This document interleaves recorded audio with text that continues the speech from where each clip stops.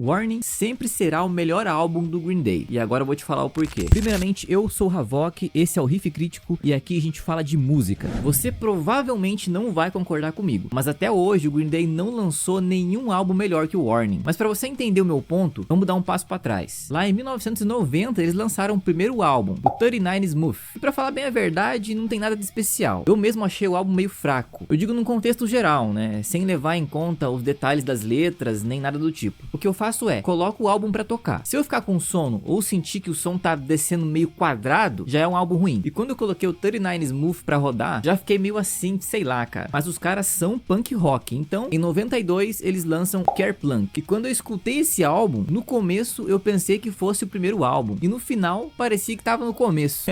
Mas ali no meio das faixas, tem uma faixa onde o Green Day mostrou que ali em algum lugar tinha talento. E essa faixa é Welcome to Paradise. Sim, essa música é a original do álbum Kerplunk. A que tá presente lá no Duke é uma regravação mais limpa. Se você colocar as duas versões pra ouvir, você vai perceber que a original tem um pouco mais de ruído. E no fim das contas, essa é a única faixa que fez o Kerplunk se destacar. Welcome to Paradise.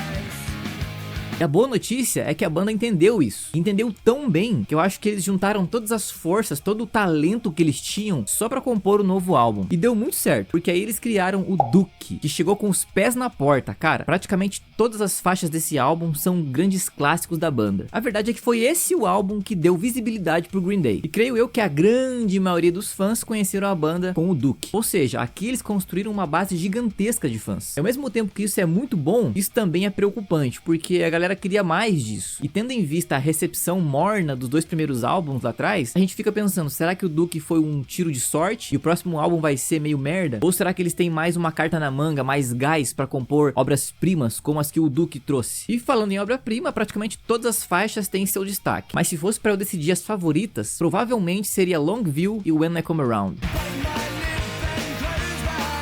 Então em 95 eles lançam Insomniac, que no meu ponto de vista, até que é um álbum mais ou menos legalzinho ali, eu diria que eles conseguiram pelo menos manter uma boa qualidade. O problema é que nem de perto dá pra comparar com o Duke, que deixou o padrão de qualidade lá em cima. E o Insomniac foi bom nas vendas justamente porque a galera tava com a expectativa lá em cima, esperando algo como o Duke, o que não aconteceu. E a partir daqui, já dava pra considerar o Duke como um álbum histórico. Então pra não dizer que o Insomniac passou despercebido, eu dou um destaque aqui pra Geek Stink Bread.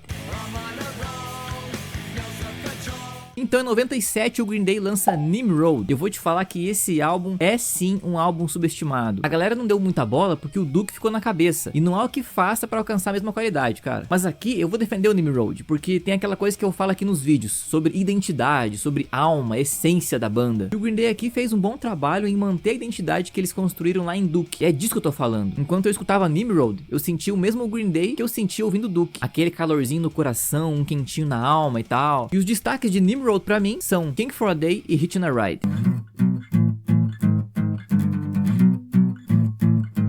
Aí meus amigos, chega o ano 2000 e eu aqui achando que o Green Day não tinha mais como criar algo tão bom quanto o Duke. Então eles lançam Warning.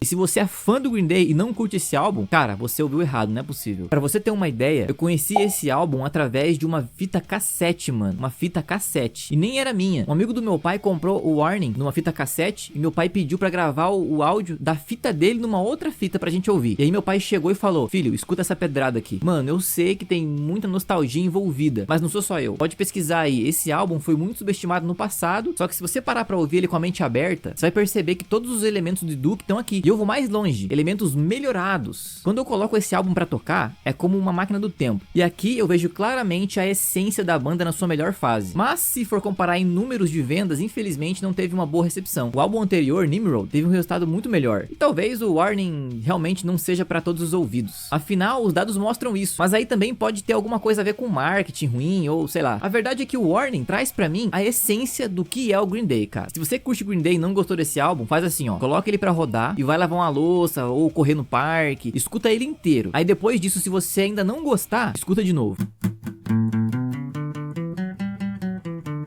Mas não dá pra falar de Green Day sem falar do que eles lançaram em 2004, no caso American Idiot. E cara, que álbum bom, velho. O que eu senti aqui foi um Green Day mais agressivo, mais punk no sentido mais forte da palavra, sabe? Eles puxaram bastante pro lado das críticas sociais, políticas, umas paradas fazendo referência a guerras e terrorismo. E aqui eles acertaram demais, mano. No meu ponto de vista, eles estão mais maduros aqui, num clima mais sério, mas mesmo assim mantendo perfeitamente a essência da banda. E eu gosto disso. Aqui eles passaram por uma reestilização na identidade visual. Inclusive, o visual icônico do Billy Joel, de camisa social preta e gravata vermelha, surgiu por aqui. Eles gravaram um som ao vivo chamado Bullet in a Bible. E lá eles juntaram os maiores sucessos do American Idiot e de outros álbuns e compilaram nesse show, que a propósito ficou sensacional, mano.